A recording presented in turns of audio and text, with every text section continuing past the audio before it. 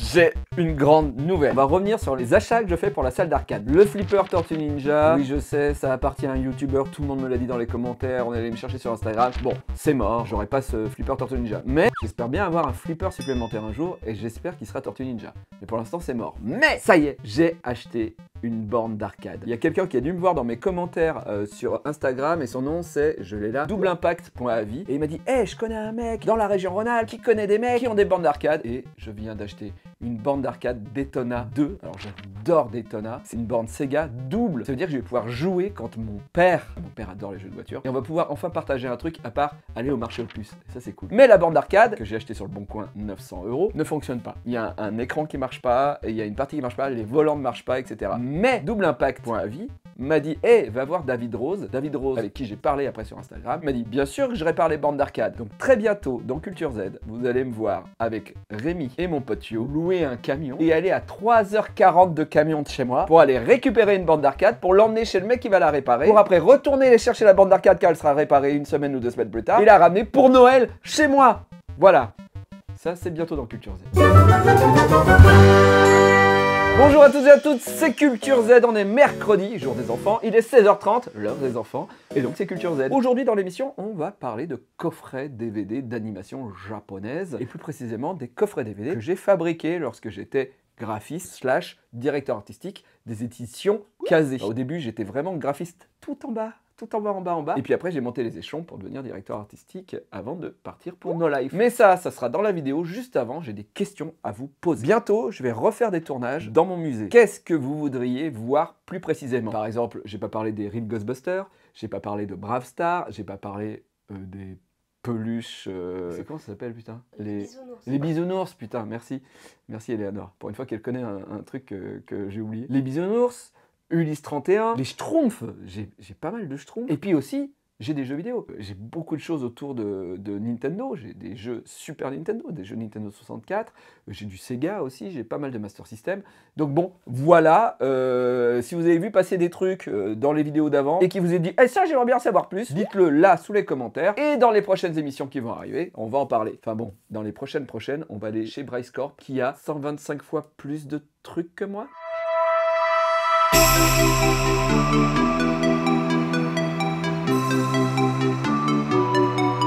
Mais aujourd'hui, on va parler coffret DVD. J'ai eu une idée en regardant Culture Z, c'est fou hein. Juice Gaze a fait des pins avec des fantômes et il a mélangé les fantômes et les Tortues Ninja et j'avais trouvé l'idée géniale. Et donc c'est ce que je vais essayer de faire cet après-midi.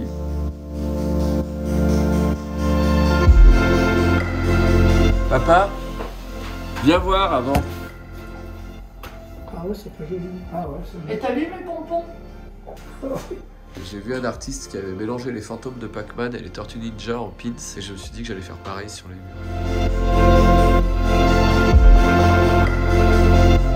Bon, comme vous pouvez le voir, j'ai brillé, j'ai acheté des Posca et j'en ai mis partout. J'ai rajouté le nom des fantômes ici, les pas de gomme un peu partout. Ici, il s'appelle Inky, je l'ai mis en jaune sans faire exprès, je me suis dit c'est Ikea.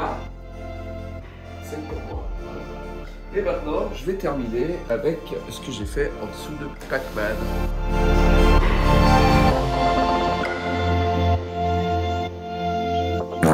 Et voilà, la pizza Pac-Man et les fantômes Tortues Ninja avec la part pizza manquante ici.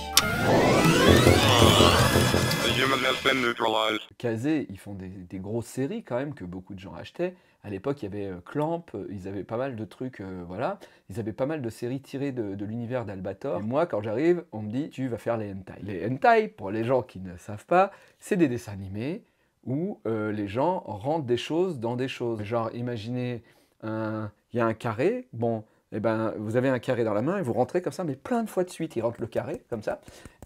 Et au bout d'un moment, les gens arrêtent le dessin animé parce qu'ils s'en foutent de l'histoire, parce qu'ils ont déjà éjaculé. Voilà, donc je faisais des hentai, et quand je suis arrivé là-bas, ça s'appelait Eva, érotique vidéo animation, parce que Kazé, ils n'allaient pas écrire Kazé sur leur coffret de cul. Il y a Kazé d'un côté pour les animés, genre la guerre de Lodos, tout le monde a acheté la guerre de Lodos, ça c'est Kazé, c'est joli logo. Et à côté, t'as la fille du 20h avec un logo autre qui s'appelle Eva. Deux sociétés pour deux trucs bien différents. Et maintenant, je vais vous raconter mes histoires de graphiste avec les Japonais, parce que les Japonais, c'est un peu étrange, surtout quand je travaille avec eux. Mon patron me dit, voici les artworks japonais, donc les artworks, c'est les images, ça va être long, hein, Eleanor. C'est bon, t'es posé? Ouais, ok. Ça règle même. Oui, mais c'était Ah, pour justifier. Non mais c'est bien, tu jouais bien quoi. Donc, j'ai fait des hentai, et un jour, on m'a demandé de faire, alors je peux pas le dire en japonais, je suis désolé, mais la fille du 21h. Et en gros, le scénario, je vous le fais très vite, c'est une animatrice de journal télé qui est à 21h au Japon, qui se fait baiser. En 3 épisodes.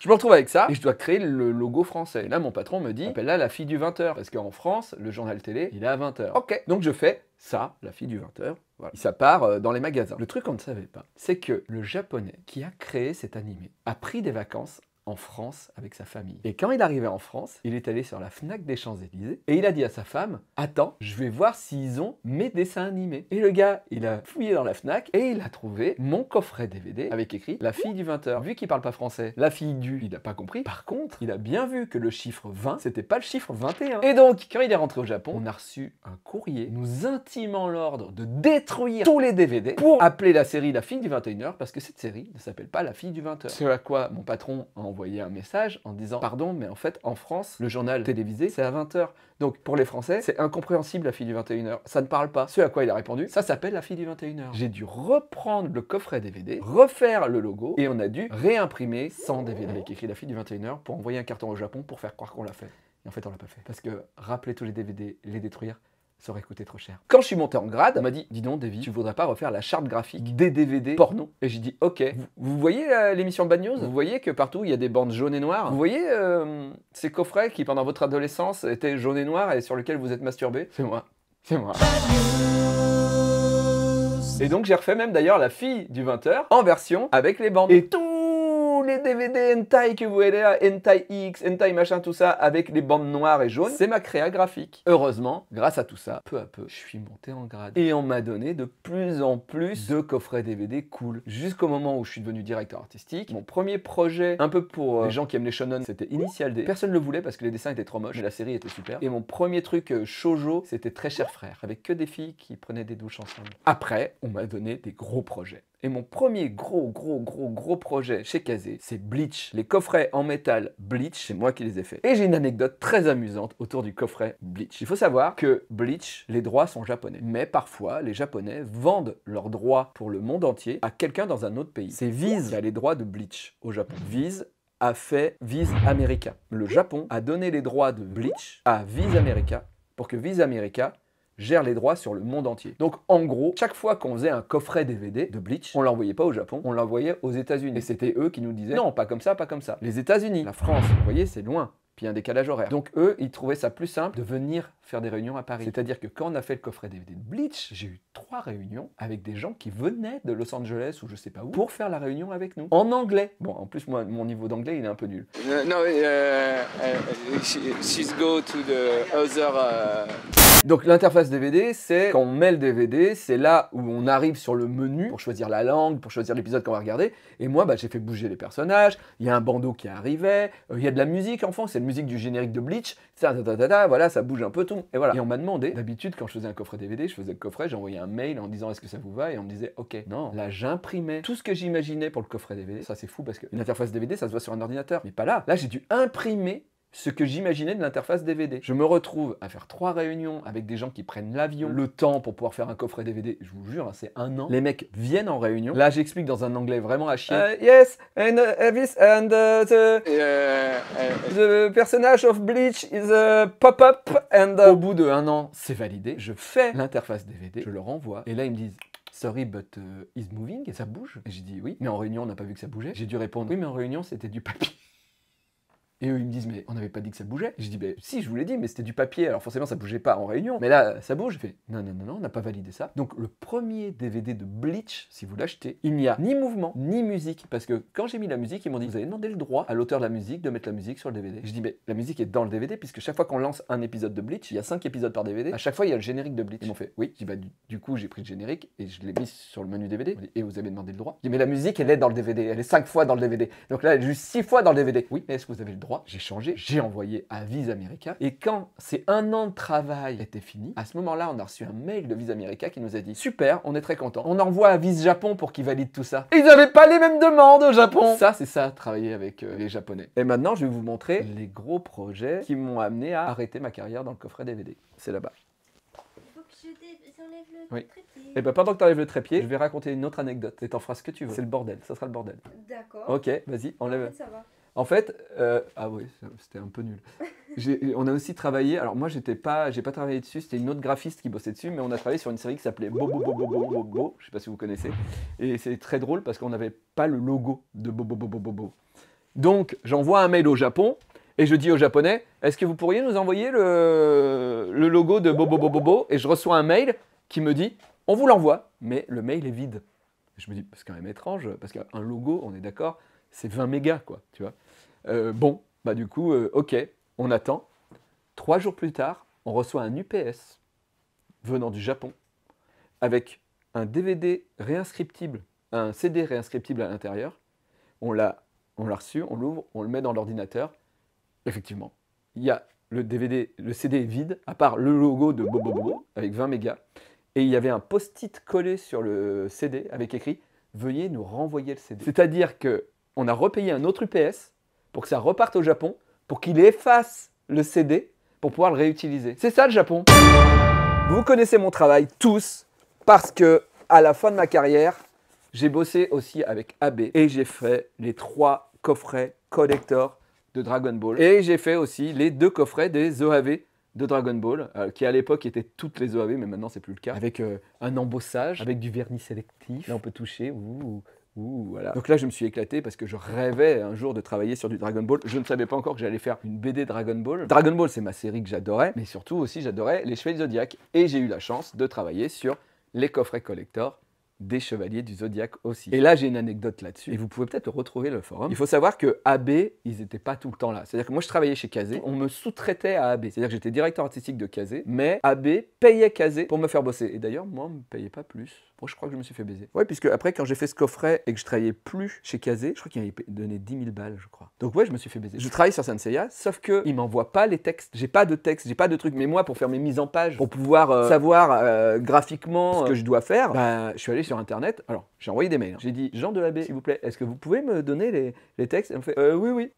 Puis au bout d'un moment, bah, il m'envoyait rien, donc bah, je suis allé sur Internet, je suis allé sur un site d'un fan des Chevaliers du Zodiac et j'ai copié-collé le résumé de la série. Donc je fais un mail à AB et je dis, attention, j'ai mis du texte, c'est du texte que j'ai trouvé sur un site Internet, soit vous contactez la personne pour lui dire qu'on utilise son texte, soit vous me faites un nouveau texte très bientôt. Ce à quoi AB me fait, ok, et le temps passe, les validations se font entre le Japon, entre la France, Japon, France, et tout le monde oublie que AB n'a jamais envoyé les textes et que j'avais pris ces textes sur Internet. Donc c'est sorti, sauf qu'il y a des gens qui s'en sont rendus compte. Et sur tous les forums, le graphiste, moi, se fait incendier en disant « Voleur, voleur, tu peux pas écrire tes propres textes !» Même un jour, je suis allé sur un des forums, j'ai expliqué le métier de graphiste et j'ai dit en fait, le graphiste, il écrit pas les textes. Le graphiste, il fait des images jolies. Et effectivement, ce texte a été pris, mais parce qu'en fait, on me l'a jamais envoyé et c'est une erreur. Mais les gens sont vraiment en colère. Et il y a un autre truc qui a rendu les gens en colère. Vous voyez là, armure 1 de Seiya, armure 1 du dragon, armure 1 du cygne, armure 1 d'Andromède, armure 2 de Phénix. Et là, sur les forums, n'importe quoi. Le graphiste a fait n'importe quoi, il s'est trompé d'armure. Non, je me suis pas du tout trompé d'armure. C'est juste que l'armure du Phénix 1, elle est trop moche. Il a un casque intégral, on dirait un casque de mobilette des années 70. Je l'aime pas. Et donc, j'ai mis sa meilleure armure. Et ça, c'est un choix du graphiste. Je savais que c'était l'armure 2. Je suis pas débile. C'est juste que l'armure 1 du Phénix, elle est à chier. Et puis surtout, là, c'est la fin de la série. Et à Poséidon, il a déjà cette armure. Donc, vous pouvez m'en vouloir, mais c'est un choix artistique. Bon, là, je vous dis que j'ai travaillé sur les coffrets DVD de Dragon Ball et les Cheveux Zodiac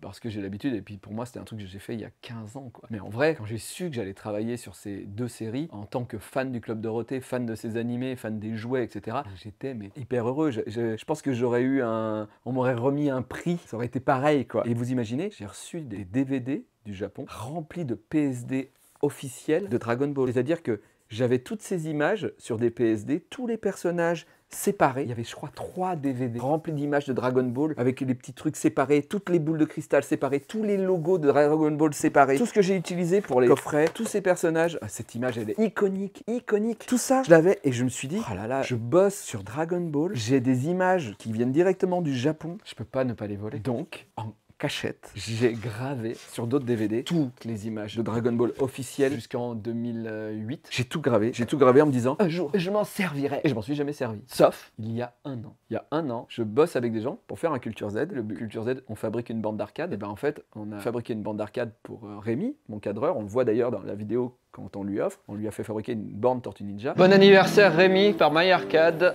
Voilà. Et il livre en plus. Mais en même temps, ça allait être l'anniversaire de son frère. Et pour son frère, on lui a fait une borne d'arcade. Et yo, le truc qu'il préfère par-dessus tout, il a voulu appeler son fils Goku. Et un truc quoi. Je me suis dit, le mieux, ça serait de lui faire une borne d'arcade Dragon Ball. Et là, j'ai fait, mais attendez, j'ai tous les visuels en HD de Dragon Ball. Je peux lui faire ma borne d'arcade Dragon Ball en faisant moi-même les visuels. Et donc, j'ai fait cette borne d'arcade.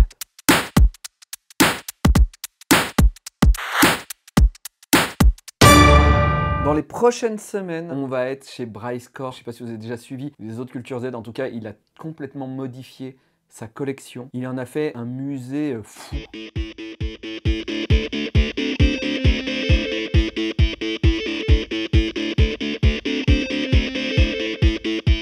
On a fait au moins 5 ou 6 émissions chez Bryce Corp. Donc les prochaines semaines, on sera chez Bryce Corp. Ne loupez pas ça. Vous allez être comme des gamins. Comme moi, j'étais un gamin. Ah puis, Londres, c'est pas fini. Parce que l'après-midi, j'ai chassé les Pokémon à Camden. Et voilà quelques images. On est à Touristland, Camden Town. Et je chasse les Pokémon à Camden Town. C'est vrai, j'avais oublié cette histoire de Pokémon. Ah bah... Wouah! C'est quoi? C'est Pitrouillant Shiny! Ah mon dieu! Ouais, je suis trop content.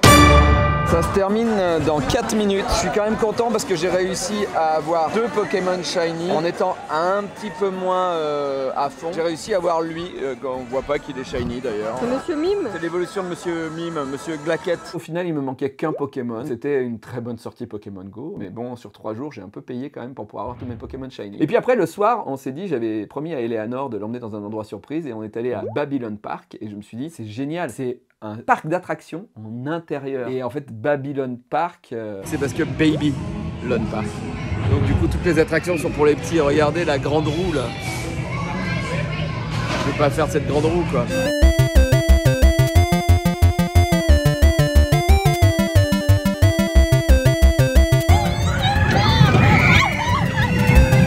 C'était pas ouf, mais quand Eleanor a eu un souci, là c'était bien. It was at this moment that he knew he fucked up.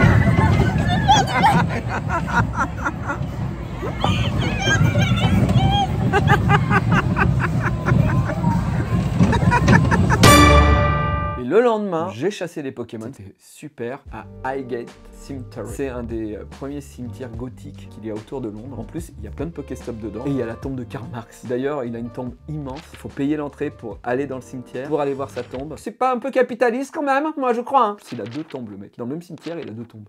Et le cimetière est magnifique. Bon, il pleuvait. Bon, on est tombé malade. Mais c'était magnifique. Et j'ai eu des Pokémon. Voilà, merci d'avoir suivi ce Culture Z, mais on se quitte pas comme ça, non, on va se quitter avec ma Pokéon. À Londres, moi, quand je croise des chasseurs de Pokémon, je deviens tout foufou. D'ailleurs, merci beaucoup à Rob Desfreitas d'avoir rajouté des images, car voilà, dans Culture Z, maintenant, on a des petites animations. Hier, on est crevé, on va manger à côté de l'hôtel, on se dit, vraiment, on est mort, ça sert à rien, on filme plus. Mais, après le repas, on est quand même pas tant fatigué que ça, il est genre 20h. Donc on fait, bon, on va quand même se balader dans le quartier, et là, je vois un supermarché. Et on va à l'intérieur. On est loin de l'endroit où il y avait le parc Pokémon. On a fait 30-40 minutes de taxi. Ouais. Et là, dans le rayon fromage, je vois un mec en train de prendre des trucs pour manger qui a ce t-shirt. Et j'avais ce t-shirt sur moi. On est le vendredi à Londres. Ça veut dire que cette personne, si elle a le t-shirt sur elle, c'est que soit elle était au parc Brockwell en même temps que nous, soit l'après-midi. Mais ça veut dire que cette personne, elle a l'esprit Pokémon Go. Elle a l'esprit chasseur. Et en 2016, qu'est-ce qu'on faisait les nuits quand on croisait des gens qui chassaient les Pokémon? On passait la soirée avec eux et on devenait amis. Et là, je me dis, Eleanor, elle est à côté de moi. Le mec, il est en train de prendre du lait. Je me dis, je vais lui parler. Donc j'ai fait I love Pokémon too. C'est pas ce qui s'est passé. Il a fait. T'as fait. Et moi je vois ça et j'ai fait ça. Elle est partie. Et le mec, je pense qu'il m'a pas vu. Du coup j'ai fait oh non. Et du coup je suis un petit peu frustré. Du coup à un moment je le recroise. Et là j'ai décidé de verbaliser. J'ai fait I love Pokémon too. I love Pokémon too. Et là le mec m'a fait vraiment. J'ai vécu ce truc où il a fait. Et il est parti. Et moi je me suis dit merde, je l'ai laissé tout seul dans sa merde. Et tout le long du magasin où on achetait des trucs, il achetait des trucs avec sa copine. On n'a pas arrêté de se croiser. Moi j'arrivais à manger ma honte finalement. Et elle, j'étais morte de rire. Elle était morte de rire et elle faisait, dès qu'on le croisait, au lieu de faire comme si de rien n'était, elle faisait. Ce qui a amplifié ma Pokémon. I play Pokémon Go.